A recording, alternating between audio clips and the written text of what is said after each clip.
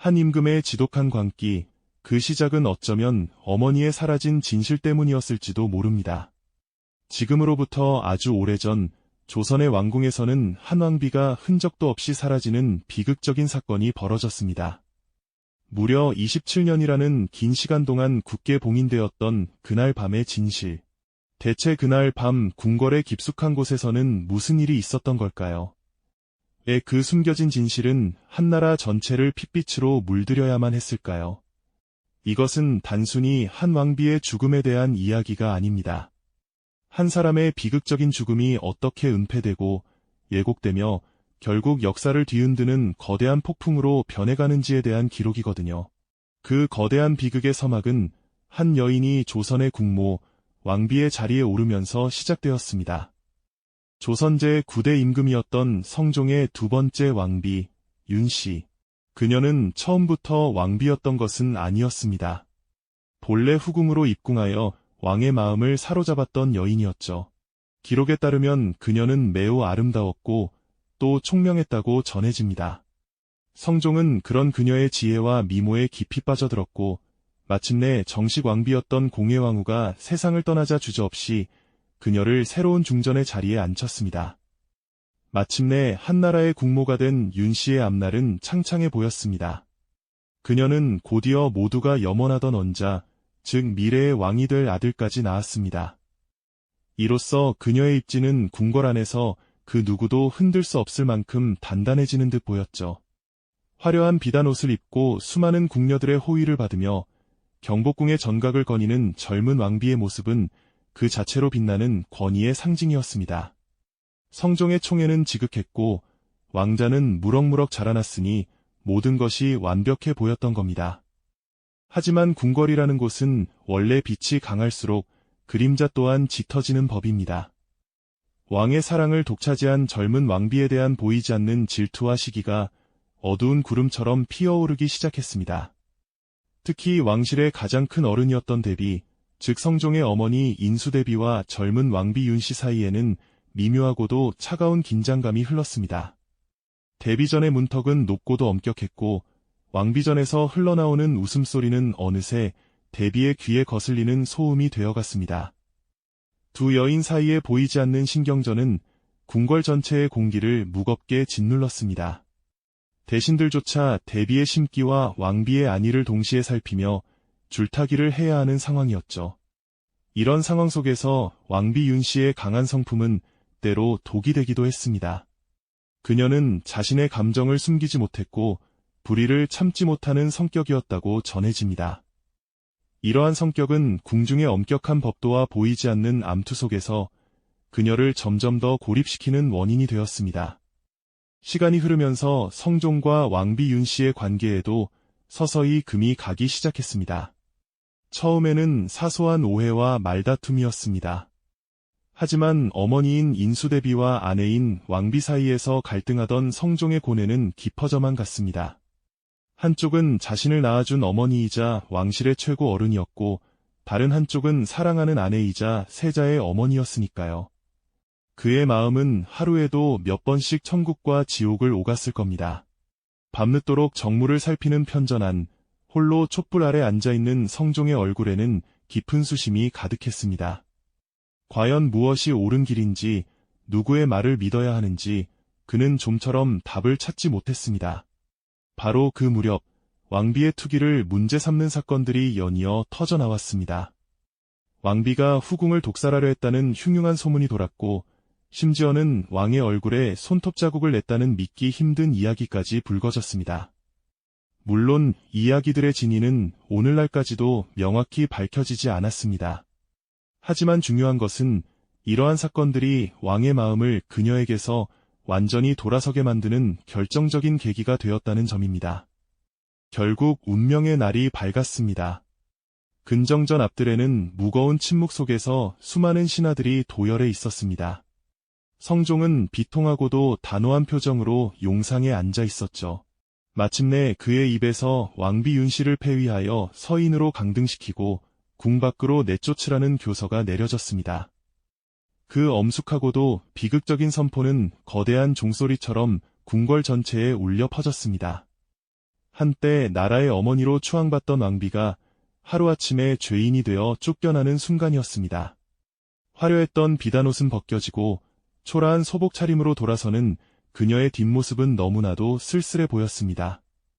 그녀를 따르던 궁녀들은 소리 죽여 울었고 굳게 닫히는 궁궐의 문은 마치 그녀의 인생과 세상 사이를 영원히 갈라놓는 거대한 단두대처럼 느껴졌습니다. 아직 어린 아들, 훗날 연산군이 될 왕자는 어머니의 이 비극적인 퇴장을 그저 먼 발치에서 지켜봐야만 했습니다. 어미와 아들의 생리별은 그렇게 시작되고 있었습니다. 궁궐에서 쫓겨난 패비 윤씨는 강화도의 한 외딴 사가에 유폐되었습니다. 왕비로서 누렸던 모든 영광과 권세는 한낱 꿈처럼 사라져버렸죠. 그녀는 이제 더 이상 중전마마가 아닌 그저 죄인 윤씨일 뿐이었습니다. 하지만 비극은 여기서 끝나지 않았습니다.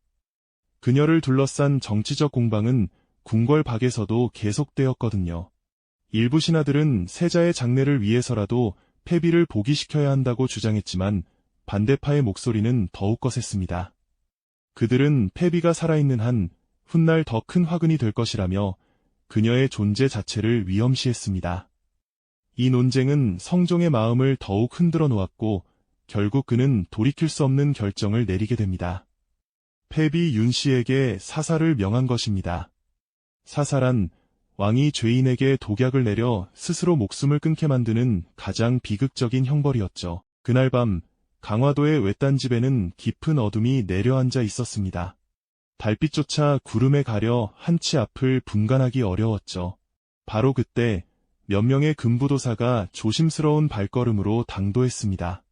그들의 손에는 왕의 마지막 명, 바로 한 사발의 검붉은 사약이 들려 있었습니다. 밀실의 분위기는 숨막힐 듯 무거웠습니다. 촛불은 위태롭게 흔들렸고 방 안의 모든 것은 깊은 침묵에 잠겨 있었죠. 패비 윤씨는 담담한 표정으로 사약 그릇을 받아 들었다고 전해집니다. 그녀는 무슨 생각을 했을까요?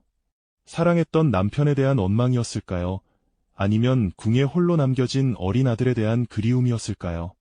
그녀의 마지막 순간은 역사 속에 명확히 기록되지 않았습니다. 그저 한 여인의 비극적인 생이 그렇게 조용히 그리고 철저하게 세상에서 지워졌을 뿐입니다. 왕비의 죽음은 단순한 개인의 비극으로 끝나지 않았습니다.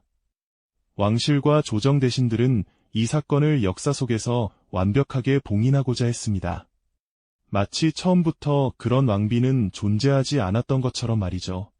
승정원일기를 비롯한 각종 공식 기록들에서 그녀와 관련된 불리한 내용들은 은밀하게 파기되거나 교묘하게 조작되었습니다.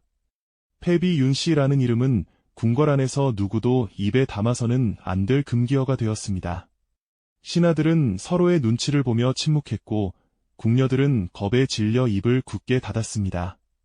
이는 모두가 장차 왕위에 오를 세자를 위한 일이라고, 나라의 안정을 위한 어쩔 수 없는 선택이라고 스스로를 정당화했습니다. 진실을 덮는 거대한 침묵의 카르텔이 형성된 겁니다. 이 모든 일이 벌어지는 동안 어린 세자는 아무것도 알지 못했습니다. 그저 어느 날 갑자기 어머니가 궁에서 사라졌다는 사실만을 어렴풋이 인지할 뿐이었습니다. 왜 어머니를 볼 수 없는지, 어머니가 어디에 계신지 묻는 어린 아들의 질문에 주변의 어른들은 그저 멀리 가셨다 혹은 몸이 편찮으시다는 애매한 대답만을 되풀이했습니다. 아무도 감히 진실을 말해주지 않았죠. 세자는 넓고 텅 빈 동궁전에서 홀로 남겨졌습니다. 다른 왕자들이 어머니의 품에 안겨 어리광을 부리는 모습을 볼 때마다 그의 마음속에는 설명할 수 없는 쓸쓸함과 그리움이 쌓여갔습니다. 어머니의 부재는 그의 가슴에 커다란 구멍을 남겼고 그 구멍은 시간이 흐를수록 의심과 분노로 채워져 갔습니다.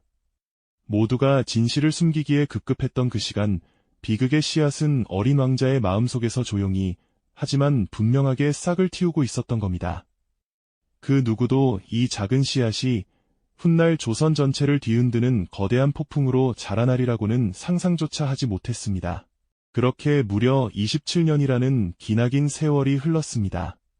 어머니의 비극적인 죽음을 전혀 알지 못했던 어린 세자는 이제 어엿한 성인이 되어 조선의 제10대 임금, 연산군으로 즉위했습니다. 그는 아버지 성종의 뒤를 이어 강력한 왕권을 휘두르며 나라를 다스리기 시작했죠. 즉위 초반 그는 비교적 안정적으로 국정을 운영하는 듯 보였습니다. 하지만 그의 내면 깊숙한 곳에서는 여전히 어머니의 부재에 대한 의문과 상처가 아물지 않은 채 남아 있었습니다. 왕위에 오른 그의 얼굴에는 종종 복잡하고 어두운 그림자가 드리워지곤 했습니다. 그는 무언가 중요한 것을 잃어버렸다는, 그리고 모두가 자신에게 무언가를 숨기고 있다는 막연한 불안감에 시달렸습니다. 바로 그때 연산군의 내면에 잠재된 분노를 이용하려는 자들이 나타났습니다. 대표적인 인물이 바로 임사원과 같은 간신들이었죠. 그들은 자신들의 정치적 입지를 강화하고 반대파를 숙청하기 위한 도구로 패비 윤씨 사건을 이용하기로 마음먹었습니다. 그들은 궁궐의 음침한 구석에 모여 은밀한 밀담을 나누기 시작했습니다. 어떻게 하면 왕의 분노를 극대화시켜 피해 숙청을 유도할 수 있을지 치밀하고도 잔혹한 계획을 세웠던 겁니다.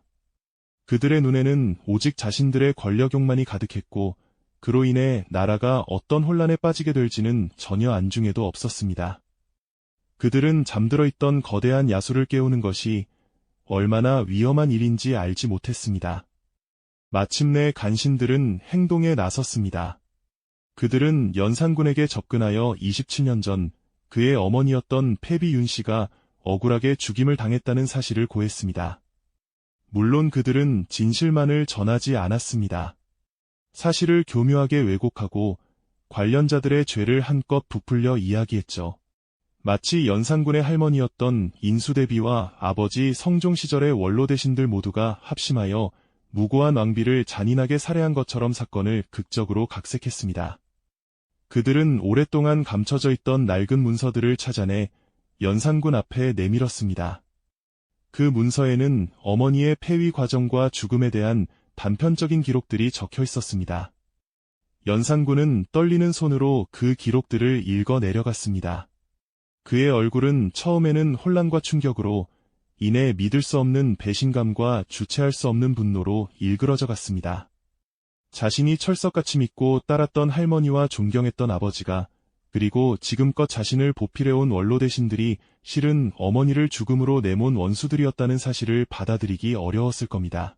분노의 불길에 기름을 부은 것은 바로 어머니가 남긴 마지막 유품이었습니다. 패비 윤씨가 사약을 마시기 직전 피를 토하며 적삼을 적셨다는 바로 그 피 묻은 적삼이 연산군에게 전달된 겁니다. 연산군은 어머니의 한이 서린 그 유품을 부들부들 떨리는 손으로 붙잡았습니다. 27년의 세월이 흘렀음에도 불구하고 희미하게 남아있는 핏자국은 마치 어머니의 고통스러운 절규처럼 느껴졌습니다.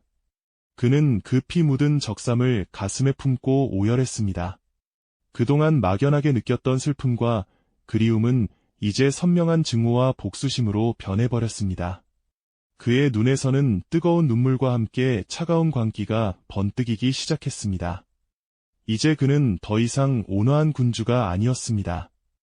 어머니의 원수를 갚기 위해서라면 그 무엇도 파괴할 수 있는 복수의 화신이 되어버린 겁니다. 조선을 뒤덮을 거대한 피바람의 서막은 그렇게 한 남자의 주체할 수 없는 분노와 함께 열리고 있었습니다. 연산군의 분노는 마침내 걷잡을 수 없는 광풍이 되어 궁궐을 휩쓸기 시작했습니다. 그는 어머니의 복수를 명분으로 삼아 과거 패비 윤씨 사건에 조금이라도 연루되었던 모든 인물들을 색출하라는 무시무시한 명령을 내렸습니다. 살아있는 자는 물론이고 이미 세상을 떠난 자들까지도 그 대상에서 예외는 아니었습니다. 조선 역사상 가장 잔혹한 피해 복수극, 갑자사화의 광풍이 시작된 것입니다. 궁궐의 분위기는 하루아침에 살얼음판처럼 변했습니다. 신하들은 서로를 의심의 눈초리로 바라보았고 언제 자신의 이름이 불릴지 몰라 전전긍긍했습니다. 연산군의 눈에 한 번 찍힌 자는 그 누구도 살아남을 수 없다는 공포가 조정을 뒤덮었습니다. 피바람은 가장 먼저 패비의 죽음에 직접적인 책임이 있다고 지목된 인물들을 향했습니다. 당시 패비를 반대했던 수많은 신하들이 줄줄이 의금부로 끌려갔습니다. 그곳에서는 밤낮으로 끔찍한 비명소리가 끊이지 않았습니다. 죄를 자백하게 만들기 위한 잔혹한 고문이 이어졌고 수많은 사람들이 억울하게 목숨을 잃었습니다. 연산군은 고문당하는 신하들의 모습을 직접 지켜보며 만족스러운 미소를 지었다고도 전해집니다. 그의 광기는 여기서 멈추지 않았습니다. 그는 이미 죽은 사람들에게까지 복수의 칼날을 겨누었습니다. 폐비 사건에 연루되었으나 이미 세상을 떠난 한명회와 같은 인물들의 무덤을 파헤치고 그 시신의 목을 베어 거리에 내거는 부관참시라는 끔찍한 형벌을 내렸습니다. 이는 죽은 자에게 가할 수 있는 가장 큰 모욕이자 그 가문 전체를 능멸하는 행위였습니다. 도성의 백성들은 파헤쳐진 무덤과 거리에 나뒹구는 시신을 보며 공포에 떨어야 했습니다. 연산군의 복수극은 상상을 초월할 정도로 잔혹하고 집요했습니다. 그는 단순히 관련자들을 처형하는 것에서 그치지 않고 그들의 가족들까지 연좌제로 묶어 처벌했습니다. 갓난아기는 물론 팔순의 노인까지도 예외는 아니었습니다. 수많은 가문이 하루아침에 멸문지화를 당했고 도성 곳곳은 통곡과 절규로 가득 찼습니다. 심지어 연산군은 자신의 할머니였던 인수대비에게까지 책임을 물으며 거칠게 몰아세웠다고 합니다. 이 모든 광경을 지켜보는 신하들은 그저 침묵할 수밖에 없었습니다. 왕의 광기 앞에서 감히 직언을 할 수 있는 사람은 아무도 없었기 때문입니다. 어머니의 원한을 푼다는 명분 아래 연산군은 스스로 괴물이 되어가고 있었습니다. 그는 직접 칼을 휘두르며 사람들을 베기도 했고 눈 하나 깜짝하지 않고 끔찍한 처형 명령을 내렸습니다. 한때 조선의 태평성대를 이끌었던 성종의 아들이라고는 믿을 수 없는 모습이었습니다. 진실을 찾으려던 그의 열망은 어느새 길을 잃고 오직 파괴와 복수만이 남은 광기로 변질되어 버린 것입니다.